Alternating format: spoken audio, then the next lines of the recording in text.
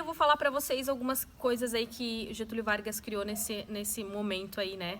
Nesse Estado Novo. Primeiro de tudo, a gente precisa falar sobre a DASP, o DASP, né? Que é um departamento, né?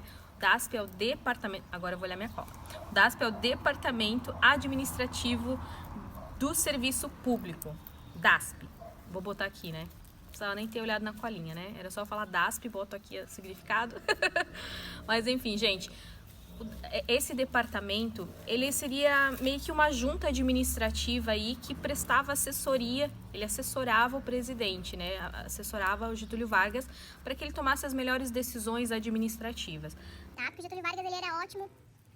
Tá? Ele era um político nato, ele conseguia ser amado por todos os lados, né? Desde os pobres aos ricos. Ele era um cara assim que, né, tinha toda essa questão aí, né, de político mesmo. Só que na parte administrativa ele precisava desse departamento, né, para que eles conseguissem separar bem o que era dinheiro público, dinheiro privado, enfim. E isso surtiu muito efeito, gente, porque foi daí nessa época em que o Brasil se industrializou pra caramba. Getúlio Vargas simplesmente criou várias estatais, né, e eu vou colocar elas aqui. Brasil, ó rincão querido, invejado pelo mundo novo, destruído estava o teu futuro, porque pretendiam dominar teu povo. Surgiu Getúlio Vargas, o grande chefe brasileiro, que entre seus filhos, como herói, foi o primeiro. E essas estatais, gente, geraram um crescimento econômico gigantesco, né, pro Brasil. Tu não tá deixando toda essa gravação, né, amor? Porque tu mexe e eu só vejo o celular fazendo isso aqui, ó. Então, assim, ó. Ele teve um crescimento econômico gigantesco nessa época. Para vocês terem uma noção, vamos lá, a gente tá falando... Quando a gente fala em questões públicas, gente, nada é tão rápido, mas nessa época, pensa bem, em 1930, quando Getúlio Vargas entrou aí para a presidência, né, através do golpe, a gente estava vivendo a política café com leite, as oligarquias, lembram? Tipo, café com leite, o Brasil era agroexportador, né, era um país que vivia do café, né, gente? Então, assim... Isso em 1930. Em 1937, ele começa a industrializar, ele começa, né, esse crescimento industrial aí no Brasil, e foi muito rápido. Então, assim, além disso, né, que já foi uma baita de uma conquista, a gente vai falar sobre a CLT. Se você for uma pessoa como eu, né, que... trabalha aí com carteira assinada e tudo mais, você sabe o quanto isso é importante, né? A CLT seria a consolidação, vou botar aqui também o significado, das leis trabalhistas. A gente já viu que ele criou várias leis trabalhistas, né? No outro vídeo vocês viram essa questão de carga horária, né? Que tinha agora, então, ó, 8 horas, as férias remuneradas. Ele criou uma série de leis trabalhistas. E a CLT seria a consolidação dessas leis trabalhistas. Ele pega todas essas leis que ele criou, junta tudo em um documento só e fala, ó, agora é isso aqui que vale, ó. Isso aqui são as leis trabalhistas. Então Getúlio Vargas ficou marcado na história como o cara que criou as leis trabalhistas, né? Em 1943, Getúlio Vargas criou o conjunto de leis que mudaria a realidade vivida pelos trabalhadores brasileiros, a CLT, Consolidação das Leis Trabalhistas. E para dizer que voltei, a fim de defender os interesses mais legítimos do povo. Uma comissão com juristas e técnicos do Ministério do Trabalho foi formada para elaborar a CLT. Foram instituídos direitos trabalhistas como a carteira de trabalho com registro profissional, jornada semanal de 48 horas e férias remuneradas. Aí deixa eu falar um negócio aí sobre essa CLT, gente. Tá, eu preciso falar sobre isso porque eu sou uma pessoa muito curiosa e eu espero que, sinceramente, que tenham alguns de vocês aí que também são curiosos a esse nível. Porque quando a gente fala assim, ó, CLT, né? Poxa, ele consolidou aí as leis trabalhistas. Cara, que cara legal, né? Pô, Getulhão, ó, tem o nosso amor. Mas assim, gente, o Getúlio, ele tem essa característica de morde e assopra, tá? Sim, o que ele fez, gente? Ele fez isso para dar uma apaziguada aí na galera, né? Porque vocês lembram que o sindicato, gente, ele que controlava o sindicato? Então, ele já fazia isso para que evitasse as greves, né? Porque agora eles precisavam que os trabalhadores se mantivessem aí, ó, trabalhando. Ninguém quer ver trabalhador parado em fábrica, né? Ninguém quer greve. Então, nesse tempo ali, criou-se, até tem um nome que se chama peleguismo. Deixa eu ver se eu falei certo. Peleguismo. Tipo de pelego mesmo. Peleguismo, gente, era assim, ó. Era um agente, né? Esse cara era um agente infiltrado, era um agente do governo, infiltrado nos sindicatos. Isso é coisa de filme, gente. Ele ia, se infiltrava no sindicato e ele dava ideias que o presidente falou para ele. Então, o Getúlio Vargas tinha umas ideias ali, né? Que ele sabia que ia ser bom, né? Para todo mundo, para o governo, para as empresas. E ele falava para esse cara, para esse agente infiltrado. Esse agente infiltrado ia para os sindicatos e dava essas ideias. Ele começava a convencer as pessoas que essa ideia seria boa. E aí, quando o sindicato, então, botava essas ideias para Getúlio Vargas, ele aprovava. Olha só, porque ele era muito legal. Então, assim, tem a parte boa, tem a parte não tão boa. Como eu falei para vocês, é política, né, gente? Enfim, é isso que a gente sabe, né? E até por isso o governo de Getúlio Vargas ficou conhecido como um governo populista, né? Porque ele era muito amado pela população. E assim, se ele não era tão amado pela população, gente, não era isso que a DIP mostrava. Essa é a última coisa que eu vou falar hoje pra vocês, sobre a DIP. Vou colocar aqui, ó. Em 1930, Getúlio Vargas assume o poder.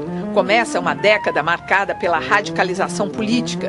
Em 1937, com o pretexto de acabar com a instabilidade política, Vargas dá um golpe. Nasce o Estado Novo, um regime autoritário com características do fascismo europeu. Em 1939, Getúlio cria o Departamento de Imprensa e Propaganda. O DIP fica responsável pela censura dos meios de comunicação e pela divulgação do Estado Novo. Nada que fosse contra o regime, nenhuma crítica ao presidente poderia ser publicada. A propaganda política do DIP investiu no culto à figura do líder. As crianças foram os alvos dessa propaganda. As cartilhas escolares divulgavam uma imagem de Getúlio Vargas como um pai para o Brasil. Esta ilustração mostra uma multidão de crianças encantadas, ouvindo Vargas. Por outro lado, o rádio e o cinema passaram a enaltecer as ações do presidente. Esta imagem, com uma superposição de dois filmes, sugeria o líder pairando acima de um povo contente. O Estado Novo durou 8 anos. DIP, gente, era o Departamento de Imprensa e Propaganda criada pelo Getúlio Vargas e a DIP tinha basicamente 3 funções aí. Ela mostrava aí, né, as ideias do governo, o que o governo estava fazendo, o que o governo queria que as pessoas vissem que ele estava fazendo, né? E vocês vão entender isso melhor no próximo vídeo. Também esse departamento tinha como intenção exaltar a imagem de Getúlio Vargas, tá? Então, é lógico que eu vou colocar tudo isso aqui, né? Enquanto eu tô falando, eu vou mostrando pra vocês. Ele aparecia aí como um cara todo bonitão, né? Começa por aí, né? Já todo bonitão, com essa imagem imponente, né? Cuidando das criancinhas e sempre ali, ó, junto com o povo, o pai dos pobres, né, gente?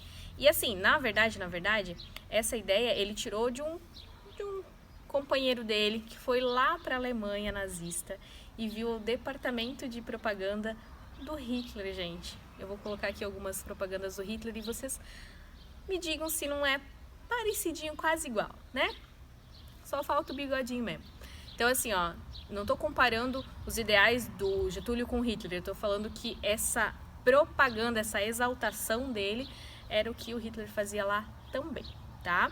E também a última função aí da DIP seria a censura. Gente, vocês não têm noção, tá?